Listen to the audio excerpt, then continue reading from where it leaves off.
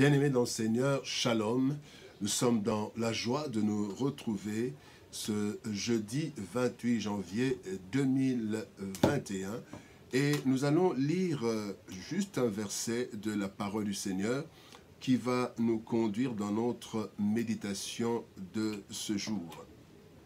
Ce verset, nous le trouvons dans l'Évangile de Jésus-Christ selon Matthieu, Matthieu chapitre 5, verset 7.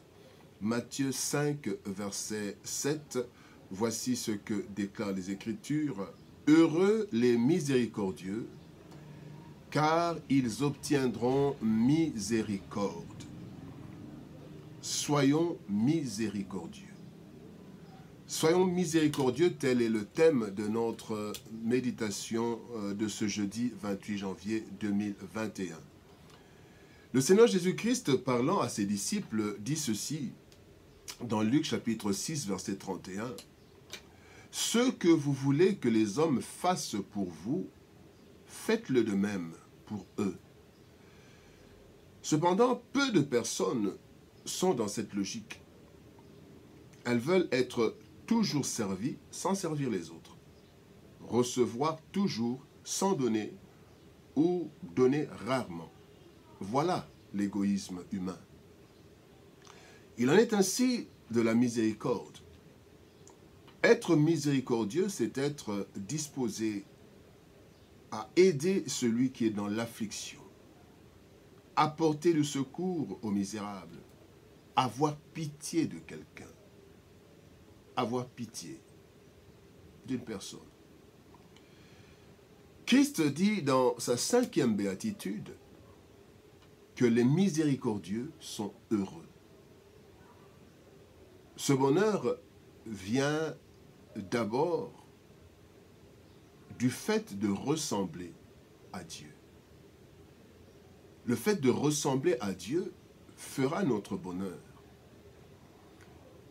Luc 6, 36 nous dit « Soyez donc miséricordieux comme votre Père est miséricordieux. » Bien-aimé, c'est un bonheur de ressembler à son Père.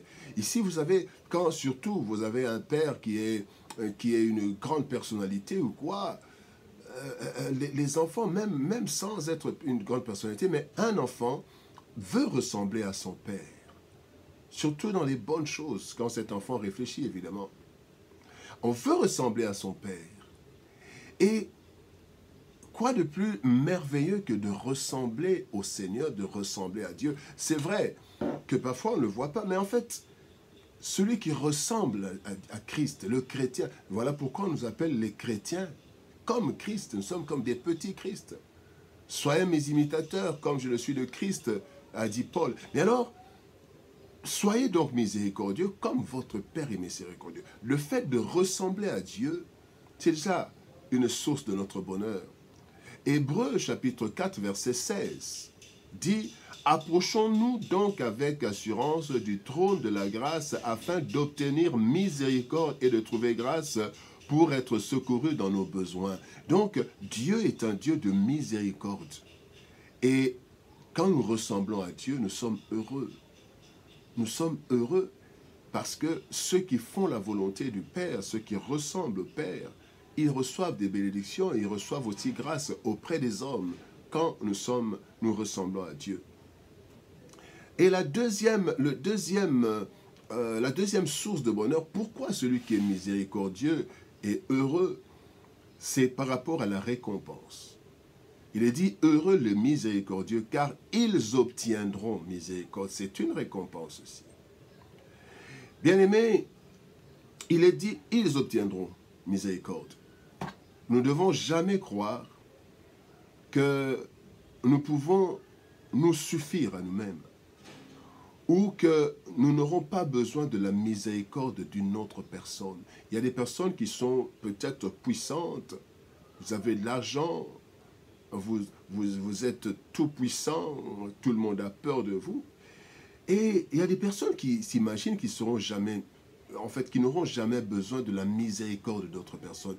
Bien-aimés, le monde est un monde qui tourne. Et le monde, bien aimé, si vous n'avez peut-être pas besoin de miséricorde, besoin d'aide financièrement, vous aurez besoin d'une autre forme d'aide. Si ce n'est pas aujourd'hui, ce sera demain ou après-demain. Donc, bien aimé, il y a toujours un besoin de la miséricorde des autres. Eh bien, et quelles sont les miséricordes? Nous avons en fait trois miséricordes, trois sources de miséricorde qui sont comme une récompense pour nous. D'abord, nous obtenons la miséricorde de Dieu. Si nous sommes miséricordieux, nous obtiendrons d'abord la miséricorde de Dieu lui-même. Dans Daniel chapitre 9, verset 4, la Bible dit « Je priai l'Éternel, mon Dieu, et je lui fis cette confession. Seigneur, Dieu grand et redoutable, toi qui gardes ton alliance et qui fais miséricordieux à ceux qui t'aiment, qui fais miséricorde à ceux qui t'aiment et qui observent les commandements. » Bien-aimés, nous sommes si fragiles. Nous tombons, nous branchons d'une façon ou d'une autre. Nous aurons toujours besoin de la miséricorde de Dieu. Voilà Daniel, un homme grand dans son temps, un homme dont la sagesse était extraordinaire,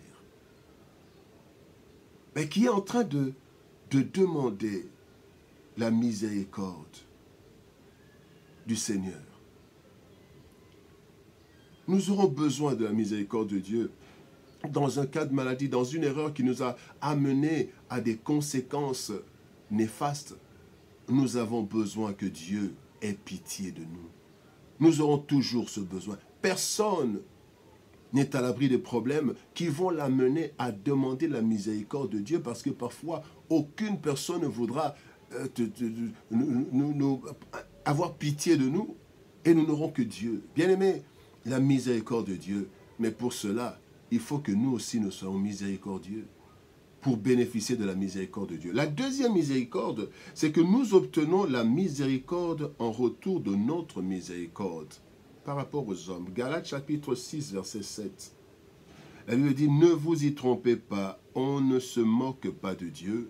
Ce qu'un homme aura semé, il le moissonnera aussi. » Si nous sommes des hommes et des femmes qui avons la miséricorde pour les autres, bien-aimés, soyez rassurés, les autres auront aussi la miséricorde. Dieu fera en sorte de ces personnes, quand vous avez fait quelque chose, bien-aimés, la conscience touche.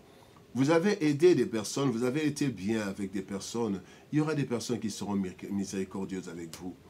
Il y a cet homme dans la Bible qui va demander au Seigneur Jésus-Christ de guérir son serviteur, et le peuple dit « Seigneur, il le mérite parce que il a construit notre synagogue, donc il a eu pitié de nous, il nous a aidés, il nous a secourus pour construire notre synagogue. » Parce qu'ils ont vu, bien aimé, quand vous êtes miséricordieux, des hommes et des femmes vous voient, et des personnes à qui vous avez porté de l'aide, un jour, il y aura le retour de l'ascenseur. Vous aurez aussi besoin de ces personnes, et ces personnes vous accorderont leur miséricorde, leur pitié, leur secours, leur aide. Bien-aimés, nous obtenions aussi la miséricorde de personnes mandatées par Dieu. Vous savez, quand nous sommes miséricordieux, ces personnes qui ont vu nos actes, notre miséricorde, peuvent en retour nous secourir. Ce que nous appelons le retour de l'ascenseur. Mais il y a aussi, à cause de notre miséricorde, d'autres personnes qui vont nous être favorables, pas parce que nous leur avons fait quelque chose de bon, mais tout simplement parce que Dieu, nous ayant vus miséricordieux, aidant les autres, ayant pitié des autres, Dieu va toucher le cœur. Voilà pourquoi la Bible dit dans Proverbes chapitre 16, verset 7, « Quand l'Éternel approuve les voies d'un homme, il dispose favorablement à son égard, même des ennemis. Les voies d'un homme, cela ne veut pas dire nécessairement uniquement les projets ou la façon dont la personne marche. Oui, la façon dont la personne marche, mais dans cette marche, il y a aussi la façon dont la personne est miséricordieuse. Quand je suis miséricordieux, c'est aussi ça, les voies d'un homme. Une personne qui est bonne avec d'autres personnes, qui les aide et qui vient à leur secours, qui a pitié de ces personnes. Et bien aimé, en retour, la Bible dit que comme Dieu va approuver votre vie de miséricorde, eh bien, il va disposer favorablement à votre égard, même des ennemis.